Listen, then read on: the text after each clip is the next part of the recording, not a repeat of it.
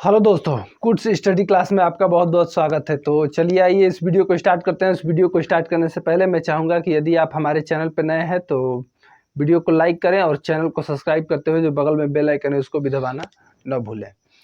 तो बात करते हैं इस वीडियो के बारे में, क्योंकि इससे पिछले वाला जो वीडियो है प्रकाश के अपवर्तन से रिलेटेड जो टॉपिक है उन पर चल रहा है, क्योंकि उसमें लेंस के बारे में बताया गया था, लेंस का उपयोग, और उससे पहले परावर्तन के बारे में बताया गया था। यदि उन सभी वीडियो को आपने नहीं देखा है तो लिंक दिए गए हैं डिस्क्रिप्शन बॉक्स में, उसको चेक करिए और जा करके उन सभी वीडियोस को आप पहले देखिए, क्योंकि जो पेपर है वो आपका नज़दीक है और तैयारी में आप लोगों की ये महत्वपूर्ण भूमिका अदा करेगा। तो चलिए आइए इस वीडियो को स्टार्ट करते हैं। इस वीडियो को स्टार्ट करेंगे तो पढ़ेंगे हम मानव नेत्र के बारे में, और मानव नेत्र का पूरा जो कवर अप होगा, चाहे वो मानव नेत्र के बारे में हम पढ़ेंगे और चाहे दृष्टि दोष के बारे में पढ़ेंगे कि आंख में कौन कौन से दोष हो सकते हैं और उनका निवारण किस प्रकार से किया जा सकता है। तो चलिए इस वीडियो को स्टार्ट करते हैं। देखते हैं मानव नेत्र के बारे में। मानव नेत्र क्या होता है? देखिए, मानव नेत्र हमने पूरा फिगर इसमें तैयार कर लिया है। और मानव नेत्र जो होता है, यदि लिखना रहेगा पेपर में तो किस प्रकार से लिखेंगे? सर्वप्रथम लिखेंगे कि मानव नेत्र जो होता है एक ऐसा अंग होता है मानव शरीर का जो कैमरे की भांति कार्य करता है। कैमरा आप लोग देखे हैं, जो फोटोग्राफी कैमरा होता है जिससे फोटो वगैरह क्लिक किया जाता है, जिसमें कैमरे की भांति क्या करता है? कार्य करता है। हम लोग का आँख जो होता है वो कैमरे की भांति कार्य करता है। और आँख के कौन कौन से पार्ट हैं, क्योंकि पेपर में मोस्ट इंपॉर्टेंट है, ये आने वाला प्रश्न है कि पेपर में आ सकता है और 5 से 6 नंबर का आ सकता है। या तो इस चैप्टर से सवाल आएंगे, इस चैप्टर से सवाल लगभग 4 से 5 नंबर के आते हैं, या तो दृष्टि दोष से सवाल आए, नहीं तो मानव नेत्र में इसके बारे में पूछ दिया जाए। तो इसके बारे में हम लोग जान रहे हैं। तो देखिए, मानव नेत्र में कौन कौन से पार्ट होते हैं और कौन कौन से इंपॉर्टेंट पार्ट हम लोग को जानने जरूरी रहते हैं। देखिए, मानव के बारे में, मानव नेत्र के बारे में देखिए, ये जो मानव नेत्र दिखाया गया है इसमें सबसे पहले हम लोग को जानना रहता है दृष्टि पटल, दृढ़ पटल। उसके बाद जानना रहता है रक्तक पटल। रक्तक पटल क्या होता है इसके बारे में हम लोग जानेंगे। उसके बाद हम लोग जानेंगे कि ऊपरी पलक क्या होती है, बरौनिया क्या होती है। उसके बाद कार्निया, आइरिस, नेत्र श्लेष्मा, ये सब क्या होती है। पुतलिया, नेत्र तारा क्या होता है, नेत्र लेंस क्या होता है, इसके बारे में हम लोग जानेंगे। सिलियरी पेशिया होती है, ये क्या होती है, इसके बारे में जानेंगे। उसके बाद जलीय द्रव्य, कचाप द्रव्य, और उसके बाद रेटिना के बारे में हम लोग जानेंगे, क्योंकि मोस्ट इंपॉर्टेंट होता है रेटिना का रोल। तो रेटिना के बारे में हम लोग जानेंगे। तो आइए जो आंख का पूरा क्राइटेरिया है इसको हम लोग समझते हैं। देखिए, सबसे पहले ये आंख का जो पूरा स्ट्रक्चर है इसमें मोस्ट इंपॉर्टेंट रहता है दृष्टि पटल। ये दृढ़ पटल क्या है, दृढ़ पटल होता क्या है आखिर में? देखिए, दृढ़ पटल जो होता है, हमारे जो आंख का गोलक है, यानी कि अंदर का जो भाग है, उसको एक झिल्ली नुमा जो होता है पटल होता है, वो क्या करता है कि पूरी आंख को अंदर से सुरक्षा प्रदान करता है, और इसी को बोला जाता है दृढ़ पटल। यानी कि आंख को जो अंदर से सुरक्षा प्रदान करने वाला जो परत होता है वही क्या होता है? दृढ़ पटल होता है। रक्तक पटल क्या होता है? दृढ़ पटल से लगी हुई अंदर की ओर, आंख में अंदर की ओर, देखिए ये पूरी आंख है, ये क्या रहता है? अंदर आंतरिक सिरा से लगा रहता है, और इसके अंदर यानी कि थोड़ा सा आंख के इस साइड ये जो पूरा पार्ट आपको दिखाई दे रहा है, ये वाला पार्ट, ये दृढ़ पटल है पूरा। ये जो है दृढ़ पटल है, ये पूरा पार्ट, ये वाला पार्ट, ये दृढ़ पटल है। ये जो पूरा पार्ट दिखाई दे रहा है बाहरी पार्ट, वो क्या है? दृढ़ पटल है। इसमें भी ये जो पूरा पार्ट दिखाई दे रहा है बाहर वाला, ये क्या है? दृढ़ पटल है। और दृढ़ पटल के अंदर में जो लगी हुई झिल्ली होती है, ये जो लगी हुई झिल्ली जो दिखाई दे रही है, ये वाली दृढ़ पटल से लगी हुई झिल्ली, इसको बोला जाता है रक्तक पटल। और यह काले रंग की होती है, प्रकाश के परावर्तन को क्या करती है? रोकती है। इसमें जो प्रकाश चला जाता है और कहीं दूसरी जगह परावर्तित नहीं होता है। और इसी पटल से लगी हुई हमारी क्या होती है? रेटिना होती है। तो इसके बारे में हम बाद में जानेंगे। पहले जान लेते हैं कि दृढ़ पटल, रक्तक पटल के बाद और कौन सा जो कारक है उसको हम लोग को जानना रहता है। देखिए, उसके बाद हम लोग को जानना रहता है पुतली के बारे में। पुतली क्या होती है? ये जो आंख का ऊपर का हिस्सा है जो आंख को ढके रहता है, इसी को बोलते हैं पुतली, या पुतली बोलते हैं इसी को क्या बोलते हैं हम? पुतली। और पुतली का जो अगला भाग जिस पर कुछ बाल जैसे दिखाई देते हैं, यानी कि बाल होते हैं, उन्हीं को बोला जाता है बरौनिया। उन्हीं को क्या बोला जाता है? बरौनिया। तो हमें पेपर में इन सबको याद रखने की जरूरत नहीं है। पेपर में लिखना रहेगा तो आप इसके बारे में लिख सकते हैं, दृढ़ पटल के बारे में लिख सकते हैं, रक्तक पटल के बारे में लिख सकते हैं। और क्या लिखने की ज़रूरत है? बरौनियों के बारे में और निचली पलक के बारे में हमें लिखने की कोई ज़रूरत नहीं है। इसे लिखने की हमें कोई ज़रूरत नहीं, बस आप जानते रहिए कि बरौनियाँ क्या होती है और निचली पलक क्या होती है। देखिए, अब हम लोग को पढ़ना है कार्निया। ये कार्निया क्या होता है? कार्निया से पहले जान लेते हैं कि श्लेष्मा क्या होता है। श्लेष्मा जो होती है, आँख जो दिखाई दे रहा है, आँख की जो ऊपरी परत होती है, इस पर एक झिल्ली होती है, पारदर्शी झिल्ली, और इसी झिल्ली को बोला जाता है नेत्र श्लेष्मा। यदि आँख में किसी प्रकार की दिक्कत है, आँख ऑपरेशन वगैरह करवाया जाता है, तो वही परत क्या कर दी जाती है? हटा दी जाती है, जिससे मनुष्य को क्या कर देता है? सीधा दिखाई देने लगता है। देखिए, नेत्र श्लेष्मा क्या होता है? नेत्र श्लेष्मा आँख के ऊपरी परत पर लगी हुई एक झिल्ली होती है पारदर्शी रंग की, और वही क्या कहलाती है? नेत्र श्लेष्मा कहलाती है। अब देखिए, इसके जस्ट पीछे यानी कि ये वाला जो हिस्सा है वो क्या कहलाता है? नेत्र श्लेष्मा कहलाता है। और नेत्र श्लेष्मा से लगी हुई जस्ट एक झिल्ली होती है, जिसे क्या कहा जाता है? जिसे कहा जाता है कार्निया।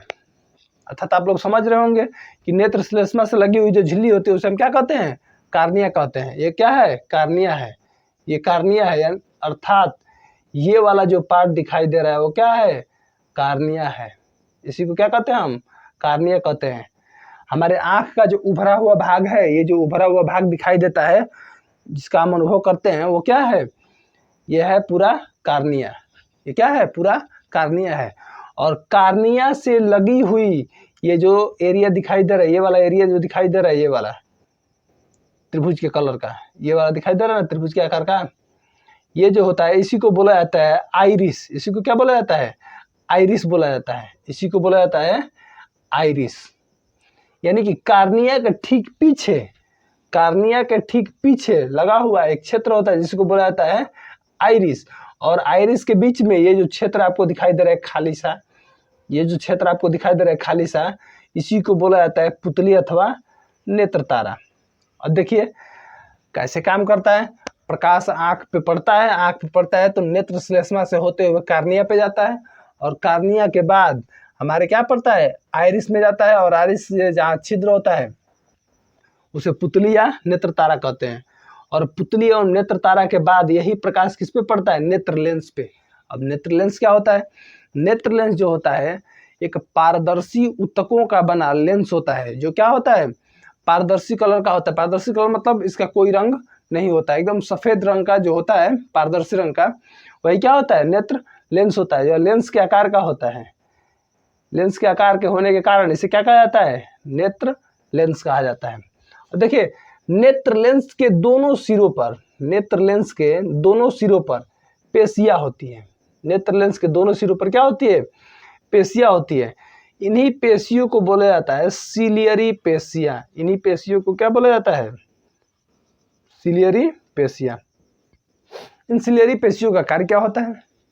देखिए, ये जो सिलियरी पेशियाँ आपको दिखाई दे रही हैं, ये सिलियरी पेशियाँ आँख की जो समंजन क्षमता है उसको बढ़ाने और घटाने का काम करती है आवश्यकता अनुसार। जैसे लाइट यहाँ पे यदि ज़्यादा है तो हम आँख को क्या कर लेते हैं? ऐसे कर लेते हैं। और लाइट यदि कम है तो आँख को हम क्या कर लेते हैं? ऐसे करते हैं। जैसे अंधेरे में हम लोग को देखना रहता है किसी चीज़ को, तो आँख को हम पूरा खोल देते हैं। अर्थात आँख की आवश्यकता के अनुसार, प्रकाश की आवश्यकता के अनुसार हम आँख की समंजन क्षमता को बढ़ा भी सकते हैं और घटा भी सकते हैं। और यह काम कौन कर सकता है? सिलियरी पेशियाँ करती हैं। अर्थात प्रकाश पहले कहाँ गया? नेत्र श्लेष्मा पे पड़ा, नेत्र श्लेष्मा के बाद कार्निया पे पड़ता है, कार्निया के बाद आइरिस का जो क्षेत्र है उस पे पड़ता है, और आइरिस के बीच जो छिद्र होता है इससे प्रकाश होता हुआ कहाँ पड़ता है? नेत्र लेंस पे पड़ता है। अब नेत्र लेंस के बाद किसका काम होता है? इसके बारे में हम लोग जानते हैं। देखिए, नेत्र लेंस के बाद ये जो खाली जो पूरा गोल वाला हिस्सा दिखाई दे रहा है, ये गोल वाला जो हिस्सा आप लोग देख रहे हैं, इसमें क्या होता है? जलीय द्रव्य या कचाव द्रव्य भरा होता है। ये कचाव द्रव्य क्या होता है? कचाव द्रव्य जो होता है ये उच्च अपवर्तनांक वाले क्या होते हैं?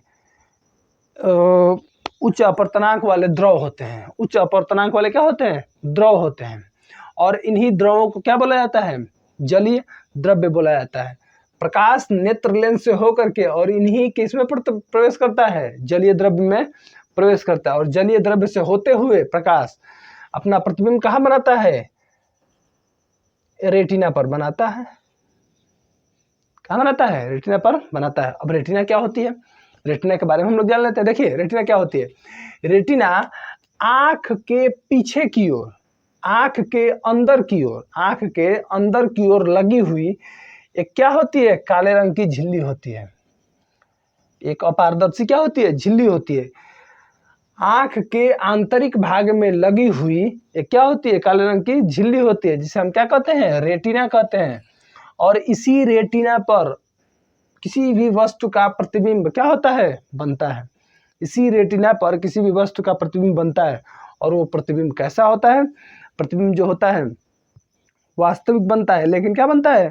उल्टा बनता है। वास्तविक बनता है लेकिन उल्टा बनता है। वास्तविक लेकिन उल्टा बनता है। अब देखिए प्रतिबिंब, वास्तविक और उल्टा प्रतिबिंब तो बन गया, लेकिन हम जानते हैं कि पीत बिंदु क्या होता है। यह पीत बिंदु रेटिना का वह बिंदु होता है, रेटिना का वह बिंदु पीत बिंदु होता है जिस पर नेत्र लेंस का, ये जो नेत्र लेंस है इसका भी कोई मुख्य अक्ष होगा। ऑब्वियस बात है कि लेंस का जब मुख्य अक्ष होता है तो यह भी लेंस के जैसा है, तो इसका भी कोई मुख्य अक्ष होगा। और नेत्र लेंस का मुख्य अक्ष जिस बिंदु पर आकर के और काटेगा, जिस बिंदु पर नेत्र लेंस का मुख्य अक्ष आकर के और रेटिना को विभाजित करेगा, वही जो बिंदु होगा उसको कह लेंगे हम पीत बिंदु। और पीत बिंदु पे, पीत बिंदु की जो सुग्राहिता होती है वो क्या होती है? सबसे अधिक होती है। सुग्राहिता का मतलब पीत बिंदु पे जो प्रतिबिंब बनता है वो सबसे क्या बनता है? स्वच्छ बनता है। और सबसे क्या बनता है? स्वच्छ बनता है। देखिए पीत बिंदु की सुग्राहिता क्या होती है? सबसे अधिक होती है, अर्थात पीत बिंदु पे जो प्रतिबिंब बनता है वो सबसे अच्छा बनता है। अब देखिए ये जो अंध बिंदु है इसका कार्य क्या होता है? अंध बिंदु जो होता है रेटिना का ऐसा क्षेत्र होता है, रेटिना का ऐसा क्षेत्र होता है जहां से मस्तिष्क तंत्रिकाएं निकली होती हैं। ऐसे क्या निकली होती है? मस्तिष्क तंत्रिकाएं निकली होती हैं। और यही मस्तिष्क तंत्रिकाएं मस्तिष्क को क्या करती हैं? मस्तिष्क को सूचित करती हैं, मस्तिष्क को सूचित करती हैं, मस्तिष्क को सूचित करती हैं। सूचित क्यों करती हैं? सूचित करती हैं प्रतिबिंब के बारे में कि प्रतिबिंब किस आकार का बना है, कैसा बना है। तभी हम आभास कर पाते हैं कि सामने कौन सी वस्तु रखी गई है, चाहे सामने क्या रखा गया है, इसके बारे में हम जान पाते हैं। और ये जानने का मात्र एक ही रीजन है, वो बताता है कौन? अंध बिंदु। अंध बिंदु क्या करता है? मस्तिष्क को सूचित करता है, जिससे हमें आभास हो पाता है कि जो सामने वाली वस्तु है वो क्या है। अब देखिए चूंकि ये पूरा जो प्रोसेस है पेपर में आता है, और जब पेपर में आता है तो उससे अच्छा है कि हम एक बार और दोहरा लें। पेपर में आता है तो ज़्यादा समय देने की ज़रूरत है, एक बार इसको समझ लेंगे तो बार बार कभी दिक्कत नहीं होगा लाइफ में। तो इसको एक बार और दोहरा लेते हैं कि क्या क्या प्रोसेस है इसका। देखिए ये पूरा जो प्रोसेस दिखाई दे रहा है वो क्या है? मानव नेत्र का है, यानी कि आँख का है। और यही आँख जो होती है कैमरे की भांति कार्य करने वाला अंग होता है, जो मनुष्य में क्या करता है? कैमरे की भांति कार्य करता है। अब इसमें कौन कौन सा अंग होता है सबसे पहले जान लेते हैं। ये क्या होता है? ये ऊपर का जो भाग दिखाई दे रहा है ये बरौनिया होती, ये पुतली होती है। ये क्या होती है? पुतली। और पुतली ही नहीं, इसको पलक बोला जाता है। इसको क्या बोला जाता है? पलक। इसको पलक बोला जाता है। आँख की जो बरौनिया दिखाई देती है, ये ऊपर का भाग जो बाल दिखाई देता है वो क्या है? बरौनिया है। बरौनिया के बाद ये जो उभरा हुआ भाग आँख में दिखाई दे रहा है ऊपर का, यानी कि ऊपर एक पारदर्शी झिल्ली होती है। ऊपर क्या होती है? पारदर्शी झिल्ली होती है, जिसको क्या बोला जाता है? नेत्र श्लेष्म बोला जाता है। नेत्र श्लेष्म बोला जाता है। आँख का जो उठा हुआ भाग बीच में दिखाई दे रहा है इसको पुतली अथवा नेत्र तारा कहते हैं। पुतली अथवा नेत्र तारा कहते हैं। और मोस्ट इंपॉर्टेंट, उसके बीच में जो काला भाग दिखाई दे रहा है, यानी कि हम लोग के आँख में क्या दिखाई देता है? काला भाग दिखाई देता है ना। और यही जो काला भाग है वो क्या दिखाई देता है? हम लोगों का आइरिस दिखाई देता है। आइरिस क्या दिखाई देता है? भूरा जो दिखाई देता है, काले रंग का भूरा, वो क्या होता है? आइरिस होता है। एक्चुअली भूरे रंग का ही आइरिस होता है। आइरिस क्या होता है? भूरे रंग का। लेकिन उसके भी बीच में, यानी कि आँख के हमारे एकदम मध्य में काले रंग का एक छेद दिखाई देता है। हमें आभास नहीं होता है, लेकिन काले रंग का एक एरिया दिखाई देता है। और ये जो एरिया दिखाई दे रहा है आँख में हमारे काले रंग का लगभग होता है। ये जो काले रंग का एरिया है इसी को बोलते हैं पुतली या नेत्र तारा। इसी से होकर के और प्रकाश हमारे आँख में क्या करता है? प्रवेश करता है। आँख में जब प्रवेश करता है प्रकाश तो किस पे पड़ता है? नेत्र लेंस पे पड़ता है और नेत्र लेंस के पड़ने के पश्चात वही प्रकाश नेत्र लेंस से होकर के और जलीय द्रव्य कचाप द्रव्य में प्रवेश करता है। जलीय द्रव्य कचाप द्रव्य से होते हुए वस्तु का प्रतिबिंब कहाँ बनाता है? रेटिना पर बनाता है। रेटिना पे कैसा बनाता है? वास्तविक बनाता है। और कैसा बनाता है? उल्टा बनाता है। वास्तविक और उल्टा बनाता है। इस प्रतिबिंब जो वास्तविक और उल्टा बनता है, इस प्रतिबिंब की सुग्राहिता यानी कि सबसे अच्छा जो प्रतिबिंब होगा वह कहाँ बनता है? पीत बिंदु पे बनता है।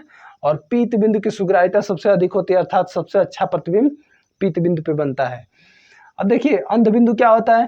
अंध बिंदु मानव रेटिना का ऐसा भाग होता है जहां से मस्तिष्क तंत्रिकाएं जो होती हैं मस्तिष्क को जाती हैं और सूचित करती हैं कि जो सामने वस्तु रखी गई है या सामने व्यक्ति है वो कौन है, चाहे जो वस्तु रखी गई है वो कैसी है, इसका हमें आभास हो पाता है। तो उम्मीद कर रहे होंगे कि जो मानव नेत्र है उसका ये जो टॉपिक है अच्छे से आप लोग समझ गए होंगे। मैं आप लोगों से रिक्वेस्ट करूंगा कि इस वीडियो को आप 1 बार 2 बार 3 बार मतलब अच्छे से रिवाइज करें। कब तक रिवाइज करें? जब तक आपको ये चैप्टर पूरा समझ में ना आ जाए, मानव नेत्र का जो कॉन्सेप्ट है ये अच्छे से समझ में ना आ जाए। अगली बात ये है कि वीडियो की थोड़ी सी प्रॉब्लम ये आ रही है कि मेरे बोलने की जो रफ्तार है वो बहुत तेज है, सुनने में आ रहा है। तो बोलने की जो रफ्तार है उसके अनुसार आप अपनी वीडियो में क्वालिटी जो है उस पर ध्यान दीजिए। जो इसकी स्पीड है उस पर क्या करिए, कम या अधिक करके आप देख सकते हैं। उम्मीद है कि यदि अधिक मेरी जो स्पीड होगी वो अधिक होगी तो आप उसको कम करके देखिए, और स्पीड मेरी कम होगी तो उसको आप अधिक करके देख सकते हैं। इस पर भी आप ध्यान रखिए। और बेसिकली आप कोशिश करिए कि ये वीडियो के जो पॉइंट है यदि आपको अच्छे लगे तो आप अपने दोस्तों तक भी इनके बारे में शेयर करें, ताकि अन्य लोग भी इस कंटेंट के बारे में जान सकें और अन्य लोग भी हेल्पफुल हो सके। और वीडियो के बारे में जो सुझाव है वो देना आप ना भूलें, ताकि इस वीडियो की क्वालिटी और कंटेंट पे और हम अधिक ध्यान दे सकें। तो उम्मीद कर रहे होंगे कि ये पॉइंट आप लोग समझ गए होंगे। अब जानते हैं आगे कि नेत्र लेंस में प्रतिबिंब कैसे बनता है, रेटिना पर हमारा प्रतिबिंब कैसे बनता है। उल्टा तो बनता है लेकिन उल्टा प्रतिबिंब कैसे बनता है इसके बारे में हम लोग जानेंगे। देखिए तो इसको मिटा रहे हैं हम।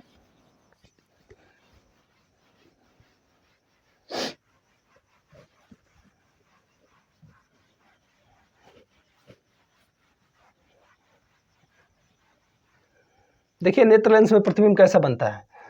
सबसे पहले हम नेत्र लेंस बना लिए।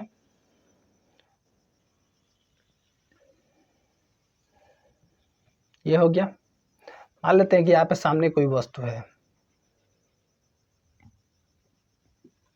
ये भी,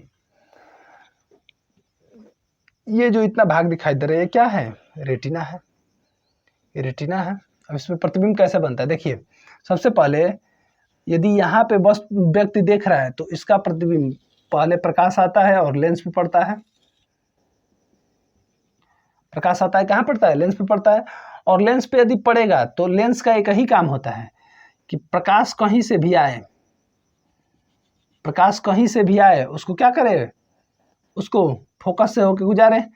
ये फोकस से होके क्या करेगा? गुजारेगा।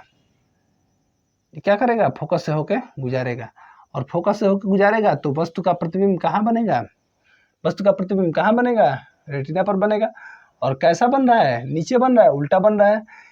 ये आभासी किरण जाएगी यहाँ से आभासी किरण जाएगी तो इसका प्रतिबिंब यहाँ पे बनेगा। आभासी विकिरण जाएगी तो इसका प्रतिबिंब कहाँ बनेगा? यहाँ बनेगा। तो वस्तु का दो स्थिति दिखाई दे रहा है। ये क्या है? वस्तु ए बी है और ए बी का प्रतिबिंब ये बन रहा है। और कैसा बन रहा है? उल्टा बन रहा है। उल्टा बन रहा है और प्रतिबिंब यहाँ पे वास्तविक रूप से मिल रही है। तो कैसा प्रतिबिंब बन रहा है? वास्तविक बन रहा है। चाहे आप ऐसी भी स्थिति देख सकते हैं। ये क्या हो गया? ये आँख हो गया। आँख का जो लेंस हो गया ये है। और मान लेते हैं कि यहाँ पे कोई वस्तु रखी गई है ए बी। इस वस्तु का जो प्रतिबिंब होगा वो फोकस से होकर जाएगी वस्तु।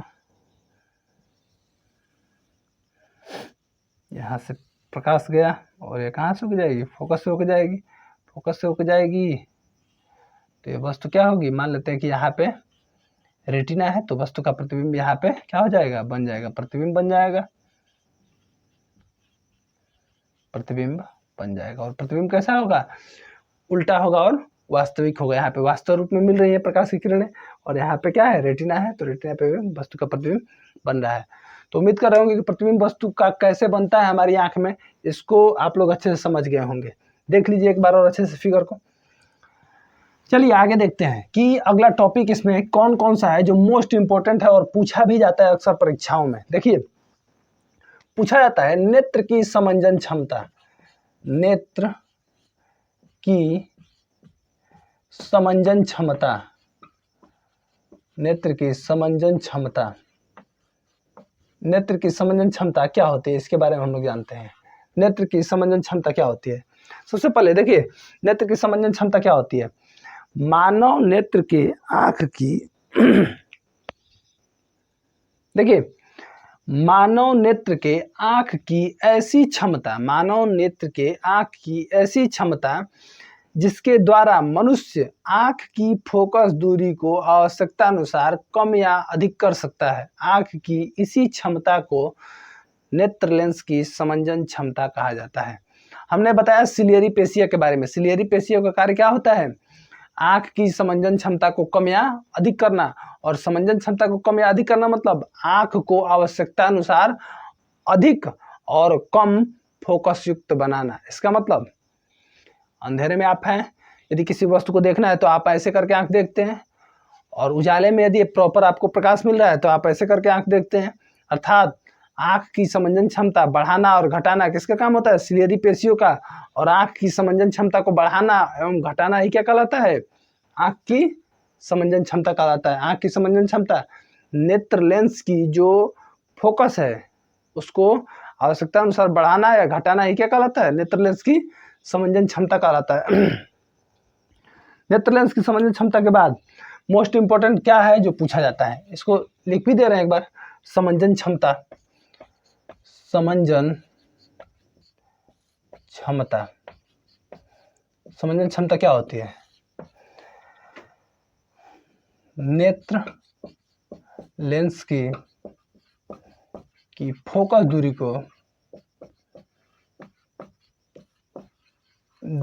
को आवश्यकता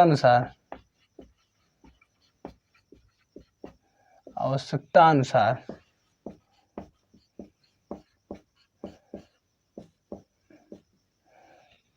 बढ़ाना या घटाना,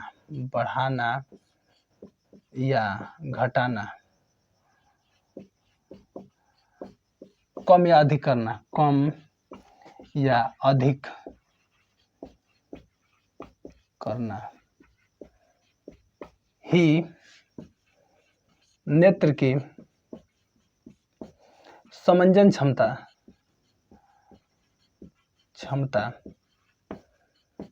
कहलाता है।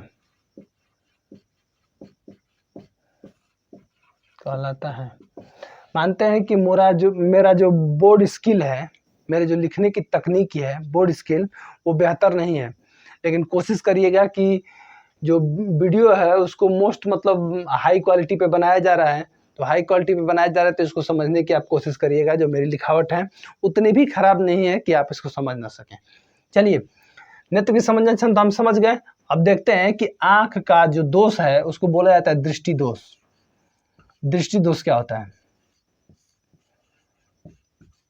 दृष्टि दोष यदि पूछ लिया जाए कि दृष्टि दोष क्या होता है, दृष्टि दोष आंख का ऐसा दोष है जिसके कारण हम किसी भी वस्तु को देखने में कठिनाई का आभास करते हैं। मतलब किसी भी वस्तु को यदि देखना है और हमें कठिनाई हो रही है तो क्या होता है, दृष्टि दोष कहलाता है। मतलब आंख का ऐसा दोष जिससे किसी भी वस्तु को देखने में हमें क्या होता है, कठिनाई का आभास होता है, वही क्या कहलाता है, दृष्टि दोष कहलाता है। और दृष्टि दोष मोस्टली कितने प्रकार का होता है, हम पढ़ते हैं दृष्टि दोष जो होता है 8 में भी 8 या 7 में हम लोग पढ़े हैं। दृष्टि दोष जो होता है 2 प्रकार का होता है। कौन कौन, निकट दृष्टि दोष, निकट दृष्टि दोष, निकट दृष्टि दोष, इसको बोला जाता है मायोपिया। क्या बोला जाता है? मायोपिया। एक होता है दूरदृष्टि दोष। दूरदृष्टि दोष। दूरदृष्टि दोष। दूरदृष्टि दोष को बोला जाता है हाइपर मेट्रोपिया। हाइपर मेट्रोपिया। दूरदृष्टि दोष को क्या बोला जाता है? हाइपर मेट्रोपिया बोला जाता है। और इसी दूरदृष्टि,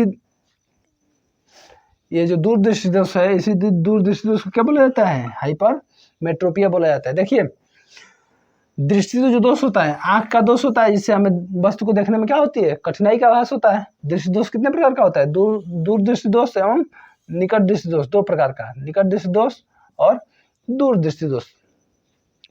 एक और दोष हमें पढ़ने का मिलता है जिसको बोलते हैं जरा दृष्टि दोष। एक और दोष हमें पढ़ने को मिलता है जरा दृष्टि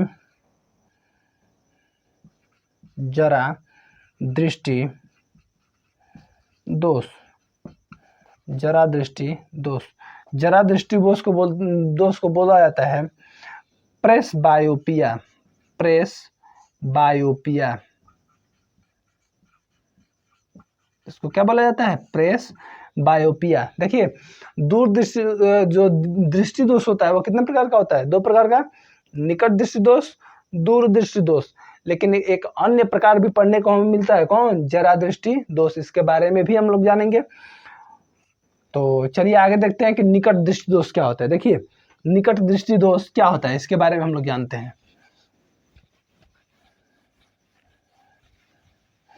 सबसे पहले हम जानते हैं निकट दृष्टि दोष के बारे में। निकट दृष्टि दोष कारण और निवारण हम लोग सब जानेंगे। सबसे पहले निकट दृष्टि दोष होता क्यों है, पहले जानते हैं हम निकट दृष्टि दोष के बारे में। निकट दृष्टि दोष। निकट दृष्टि दोष क्या होता है? निकट दृष्टि दोष को क्या बोला जाता है? मायोपिया। निकट दृष्टि दोष को क्या बोला जाता है? मायोपिया बोला जाता है। अब देखिए, निकट दृष्टि दोष क्या होता है। निकट दृष्टि दोष आंख का ऐसा दोष होता है, निकट दृष्टि दोष आंख का ऐसा दोष होता है जिसमें व्यक्ति को क्या होता है? नजदीक की वस्तु स्पष्ट रूप से दिखाई देती है। इसका मतलब निकट दृष्टि दोष में क्या होता है? व्यक्ति को निकट की वस्तु क्या होती है? स्पष्ट रूप से दिखाई देती है, परंतु दूर की वस्तु स्पष्ट रूप से दिखाई नहीं देती है। मतलब निकट दृष्टि दोष क्या होता है? निकट की वस्तु क्या रहेगी? स्पष्ट रहेगी, स्पष्ट दिखाई देगी, परंतु दूर की वस्तु क्या होगी? स्पष्ट दिखाई नहीं देगी, स्पष्ट नहीं दिखाई देगी। अब इसको लिखना रहेगा तो हम क्या लिखेंगे पेपर में? पेपर में यदि लिखना रहेगा, चाहे कहीं भी इस टॉपिक के बारे में लिखना है कि निकट दृष्टि दोष क्या होता है, तो इसके बारे में बस इतना लिखिए कि आंख का ऐसा दोष जिसमें निकट की वस्तु स्पष्ट रूप से दिखाई देती है। मतलब निकट दृष्टि दोष में निकट की वस्तु स्पष्ट रूप से दिखाई देती है। इसका मतलब आंख का ऐसा दोष जिसमें निकट की वस्तु स्पष्ट रूप से दिखाई देती है, परंतु दूर की वस्तु स्पष्ट रूप से दिखाई नहीं देती है। आंख के ऐसे दोष को क्या कहा जाता है? निकट दृष्टि दोष कहा जाता है। आंख के ऐसे दोष को क्या कहा जाता है? निकट दृष्टि दोष कहा जाता है। अब निकट दृष्टि दोष का क्या होता है? कारण। देखिए, निकट दृष्टि दोष का कारण क्या होता है? गोलक का क्या हो जाना? लंबा हो जाना। निकट दृष्टि दोष का कारण क्या होता है? निकट दृष्टि दोष का कारण क्या होता है? गोलक का, किसका गोलक? नेत्र गोलक। यहाँ पे लिख दे रहे हैं नेत्र गोलक का लंबा हो जाना।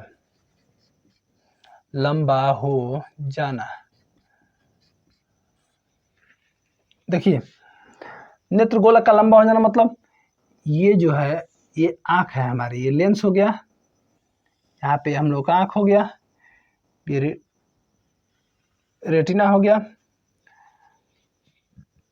मान लेते हैं कि यहाँ पे कोई वस्तु है, इसका प्रतिबिंब चाहे प्रकाश यहाँ से चला, इसका प्रकाश यहाँ से चला और सभी कहाँ से होकर जाएंगे? फोकस होकर जाएंगे। और इसका प्रतिबिंब जो है थोड़ा सा पहले बन जाता है, यानी कि बनना चाहिए कहाँ पे, ये जो रेटिना दिखाई दे रहा है रेटिना पे बनना चाहिए। नेत्र गोलक क्या हो गया, थोड़ा सा लंबा हो गया। पहले ये जो नेत्र गोलक था आभासी रूप से यहाँ पे था, पहले नेत्र गोलक कहाँ था, यहाँ पे था, लेकिन यही नेत्र गोलक खिसक करके और आगे चला गया, चपटा हो गया, यानी कि लंबा हो गया। चपटा ऐसे होता है और ये क्या हो गया, दब गया ऊपर से, तो थोड़ा सा लंबा हो गया।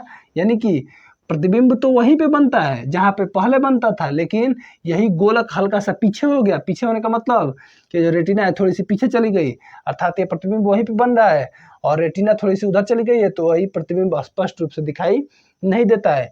और ऐसे ही दोष को क्या कहा जाता है, निकट दृष्टि दोष। इसका निवारण क्या होता है, देखिए निवारण,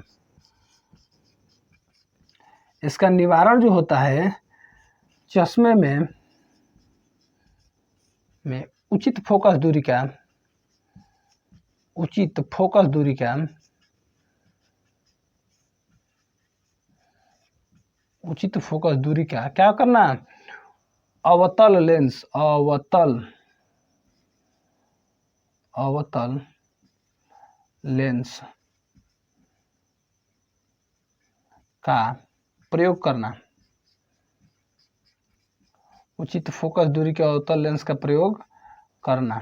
अब देखिए ये जो अवतल लेंस है उसका प्रयोग हम कैसे करेंगे। मान लेते हैं कि यहाँ पे इसको देख लेते हैं हम, यहीं पे देखिए ये जो लेंस हो गया नेत्र लेंस, ये गोलक हो गया, ये लेंस हो गया। अब देखिए क्या होगा, जब इसमें अवतल लेंस लगाएंगे तो यहाँ पे क्या लगाएंगे, अवतल लेंस। मान लेते हैं कि वस्तु यहाँ पे है, तो वस्तु का प्रतिबिंब कैसे जाएगा, वस्तु का प्रतिबिंब जाएगा इस लेंस पे पड़ेगा, अवतल लेंस पे। चूंकि यह जो होता है अपसारी लेंस होता है, तो प्रकाश को क्या करेगा, ये फैलाएगा थोड़ा सा। एक बार और इसको देख लेते हैं। देखिए ये जो है ये क्या है, वस्तु रखी गई है, वस्तु से चलने वाला प्रकाश कहाँ पड़ेगा, लेंस पे पड़ेगा। और लेंस चूंकि चश्मा है, ये चश्मा है, पूरा यहाँ पे स्टैंड वगैरह लगा रहेगा, तो क्या है, चश्मा है, और चश्मे पे जो लेंस लगा है कैसा लेंस लगा है, अपसारी लेंस लगा है। तो लेंस पर जो वस्तु का प्रकाश पड़ेगा तो ये कैसा है, अपसारी है, तो अपसारी है तो प्रकाश को क्या करेगा, फैलाएगा। ऑब्वियस बात है कि प्रकाश को फैलाएगा। जब प्रकाश को फैलाएगा तो जो प्रतिबिंब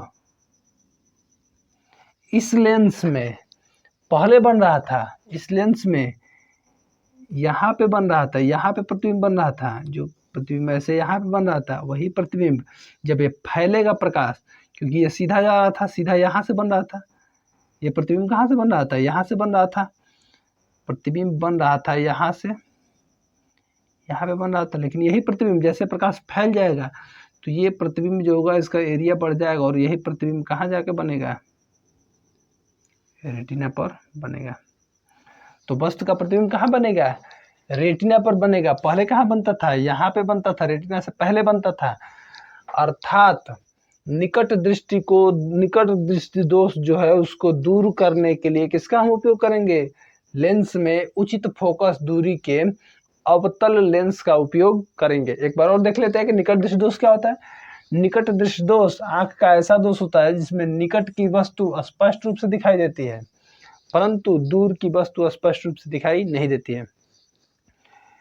एक की पॉइंट आप याद रखिए कि निकट दृष्टि दोष में चाहे दूर दृष्टि दोष में जो दोष होगा उसकी वस्तु स्पष्ट रूप से दिखाई देगी। अर्थात यदि निकट दृष्टि दोष है तो निकट की वस्तु स्पष्ट रूप से दिखाई देगी, और दूर दृष्टि दोष है तो दूर की वस्तु क्या होगी, स्पष्ट रूप से दिखाई देगी। ये की पॉइंट है। देखिए चूंकि निकट दृष्टि दोष के बारे में हम बात कर रहे थे, निकट दृष्टि दोष में निकट की वस्तु स्पष्ट रूप से दिखाई दे रही है और दूर की वस्तु स्पष्ट रूप से दिखाई नहीं देगी। इसका कारण क्या होगा, नेत्र गोलक का क्या हो जाना, लंबा हो जाना, नेत्र गोलक का लंबा हो जाना, और इसी के कारण वस्तु क्या होती है, स्पष्ट रूप से दिखाई नहीं देती है, स्पष्ट रूप से दिखाई नहीं देती है। और इसके निवारण के लिए चश्मे में क्या किया जाता है, उचित फोकस दूरी के अपसारी या अवतल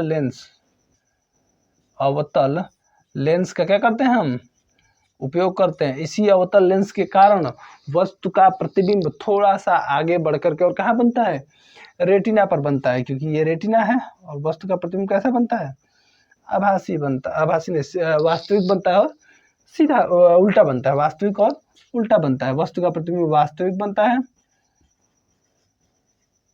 एवं उल्टा बनता है, वास्तविक और उल्टा बनता है वस्तु का प्रतिबिंब। तो ये पूरा हम लोग का हो गया निकट दृष्टि दोष, जिसको बोला जाता है मायोपिया। अब मायोपिया के बाद अब देखते हैं हम दूर दृष्टि दोष के बारे में। दूर दृष्टि दोष क्या होता है? देखिए, यह है दूर दृष्टि दोष। दूर दृष्टि दोष, दूर दृष्टि दोष इसको बोला जाता है हाइपरमेट्रोपिया। हाइपरमेट्रोपिया, इसको क्या बोला जाता है? हाइपरमेट्रोपिया। इसको बोला जाता है हाइपरमेट्रोपिया। हाइपरमेट्रोपिया क्या होता है? देखिए, हाइपरमेट्रोपिया के बारे में जानते हैं। देखिए, आंख का ऐसा दोष दूर दृष्टि दोष होता है। मतलब दूर दृष्टि दोष के बारे में डेफिनेशन है, क्योंकि डेफिनेशन नहीं, यदि आप इसको कॉन्सेप्ट समझ लेते हैं तो पेपर में लिखने में आपको आसानी रहेगी। आंख का ऐसा दोष दूर दृष्टि दोष होता है। आंख का ऐसा दोष दूर दृष्टि दोष होता है जिसमें क्या होता है? दूर की वस्तु स्पष्ट दिखाई देगी। स्पष्ट कौन दिखाई देगी? दूर की वस्तु। दूर की वस्तु क्या होगी? स्पष्ट दिखाई देगी, परंतु नजदीक की वस्तु स्पष्ट रूप से दिखाई नहीं देगी। की पॉइंट में क्या कहा गया था? निकट दृष्टि दोष रहेगा तो निकट की वस्तु स्पष्ट दिखाई देगी, और दूर दृष्टि दोष रहेगा तो दूर की वस्तु स्पष्ट रूप से दिखाई देगी। इसका मतलब दूर दृष्टि दोष में क्या होता है? दूर की वस्तु स्पष्ट रूप से दिखाई देती है। अब इसके कारण क्या है कि नजदीक की वस्तु स्पष्ट रूप से दिखाई नहीं देती है? क्योंकि दूर की वस्तु तो इसमें स्पष्ट रूप से दिखाई दे रही है, तो नजदीक की क्या होगी? स्पष्ट नहीं दिखाई देगी। कौन स्पष्ट नहीं दिखाई देगी? नजदीक की। नजदीक की वस्तु क्या होगी? स्पष्ट नहीं दिखाई देगी। स्पष्ट जब नहीं दिखाई देगी तो ऐसे दोष को हम दूर दृष्टि दोष बोलेंगे। और इसका कारण क्या है? कारण जान लेते हैं। देखिए, कारण क्या होता है?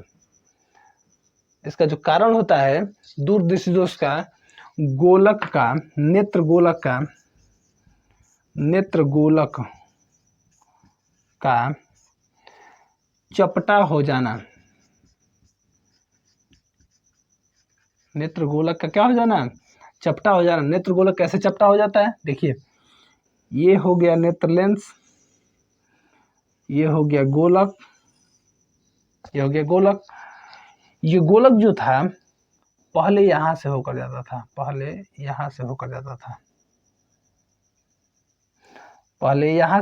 था। रेटिना पहले यहाँ थी, रेटिना पहले क्या थी? यहाँ थी। अब रेटिना वही क्या हो गई है? यहाँ आ गई है। क्यों आ गई है? नेत्र गोलक जो था वो थोड़ा सा दब गया है। दबने के कारण यही क्या होता है? चपटा हो गया है। वस्तु यहाँ पे रहती थी और इसका प्रतिबिंब जो था, वस्तु का प्रतिबिंब पहले कहाँ बनता था? रेटिना पर बनता था। वस्तु का प्रतिबिंब रेटिना पर बनता था, रेटिना पर बनता था। वस्तु का प्रतिबिंब रेटिना पर बनता था। रेटिना पर तो बनता था, लेकिन यही नेत्र गोलक चपटा हो गया। जब चपटा हो गया तो नेत्र गोलक आगे आ गया। जब ये रेटिना आगे आ गई तो वस्तु का प्रतिबिंब नहीं बनेगा, और वस्तु जो दिखाई भी देगी तो धुंधला दिखाई देगी। कैसे दिखाई देगी? धुंधला। वस्तु धुंधला दिखाई देगी। और इसके निवारण के लिए, निवारण कैसे होगा?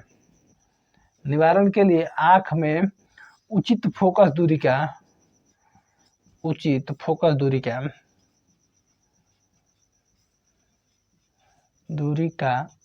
लेंस, उचित फोकस दूरी का उत्तल लेंस उपयोगी होगा। उत्तल लेंस का उपयोग हम क्यों करेंगे? उत्तल लेंस उपयोगी होगा,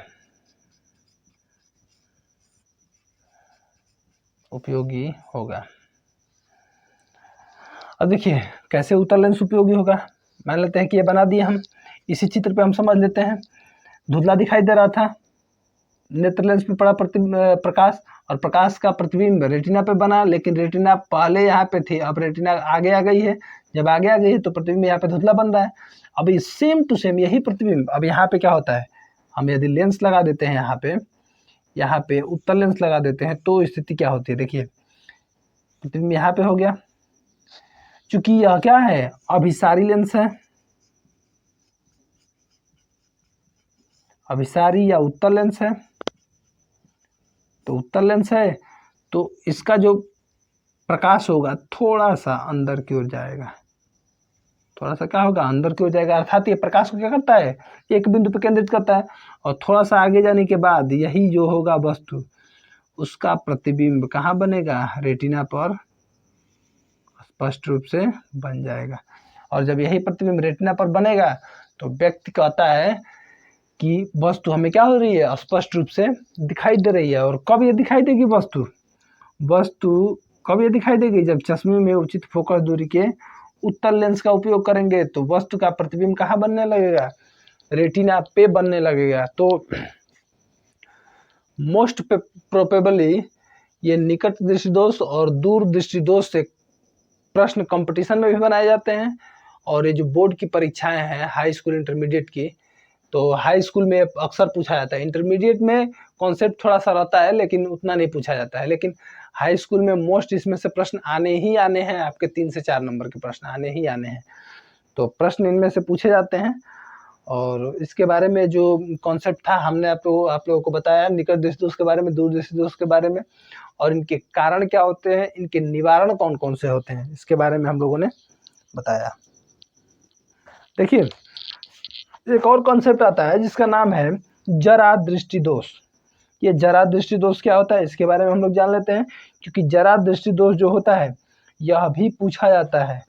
और यह पूछा जाता है तो बच्चों को काफ़ी ज़्यादा कन्फ्यूजन होता है कि ये जरा दृष्टि दोष क्या होता है, क्योंकि हम लोगों ने सुन रखा रहता है कि दूर दृष्टि दोष, निकट दृष्टि दोष, ये क्या होता है, हम निकट दृष्टि दोष सुने रहते हैं, दूर दृष्टि दोष सुने रहते हैं, लेकिन ये जरा दृष्टि दोष क्या होता है, इसके बारे में हम लोग जान लेते हैं।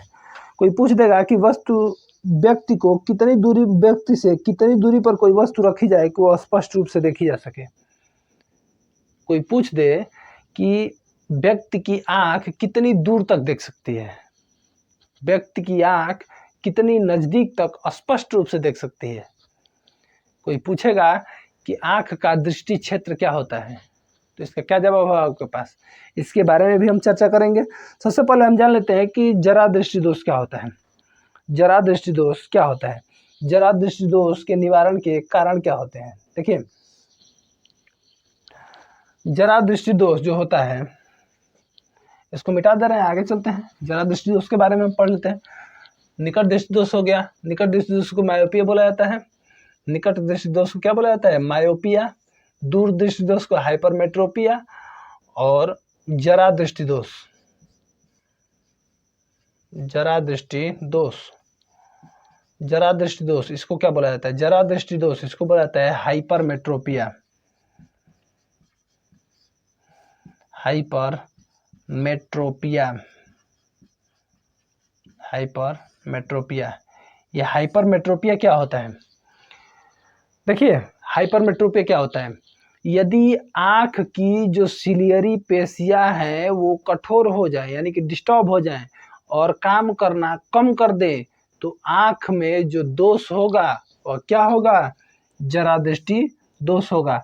और इस स्थिति में आँख की जो समंजन क्षमता है, समंजन क्षमता, क्योंकि समंजन क्षमता किससे कार्य करती है, सिलियरी पेशियों के द्वारा, और यही सिलियरी पेशियां काम करना बंद कर देंगी, कठोर हो जाएंगी, तो समंजन क्षमता क्या हो जाएगी, कम हो जाएगी। इस स्थिति में व्यक्ति की आंख में क्या होती है, देखने में परेशानी होती है, और देखने में परेशानी होती है तो व्यक्ति में कौन सा दोष रहता है, आंख में जरा दृष्टि दोष। व्यक्ति के आंख का ऐसा दोष जिसमें सिलियरी पेशियां काम करना कम कर देती हैं, अर्थात इनकी जो सिलियरी पेशियों की समंजन क्षमता है वो कम हो जाती है, और इसी दोष को क्या बोला जाता है, जरा दृष्टि दोष या हाइपरमेट्रोपिया। और इसका इलाज क्या होता है, इसका इलाज एक ही होता है, उचित फोकस दूरी के लेंस का उपयोग करना। अब देखिए इसके कारण क्या होते हैं, आँख की समंजन क्षमता का कम हो जाना या सिलियरी पेशियों का क्या हो जाना, डिस्टर्ब हो जाना। सिलियरी पेशियों के डिस्टर्ब होने के कारण ही क्या होता है, आँख की जो समंजन क्षमता है वो कम हो जाती है और आँख की संवेदन क्षमता जब कम हो जाएगी तो व्यक्ति किसी भी वस्तु को स्पष्ट रूप से नहीं देख पाएगा।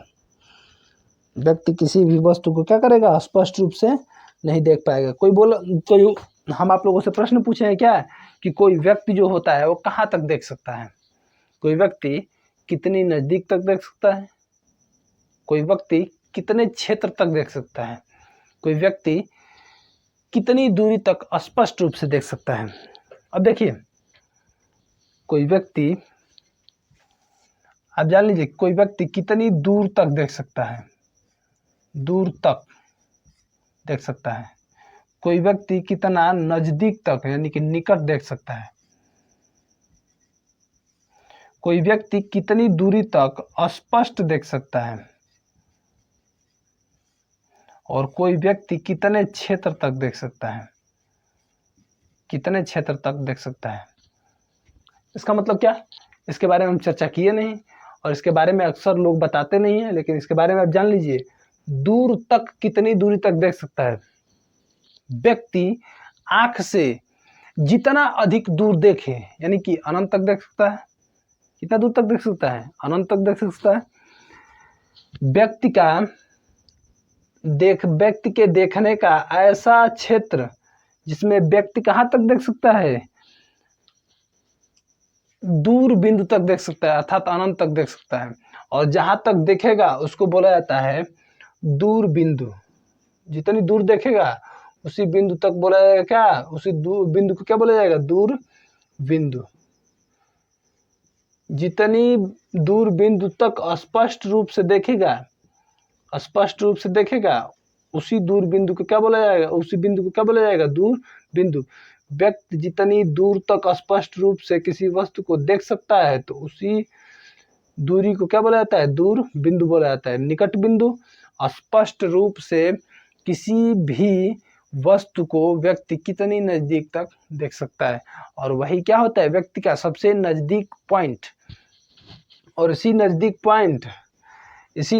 पॉइंट को बोला जाता है निकट बिंदु।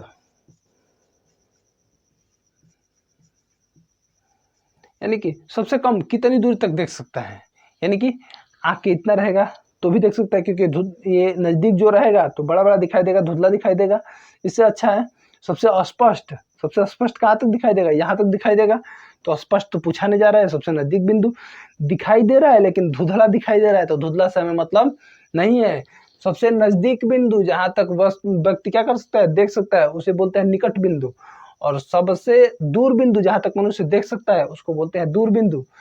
और ये स्पष्ट दृष्टि की न्यूनतम दूरी 25 सेंटीमीटर होती है और इसी 25 सेंटीमीटर को बोला जाता है स्पष्ट दृष्टि की न्यूनतम दूरी।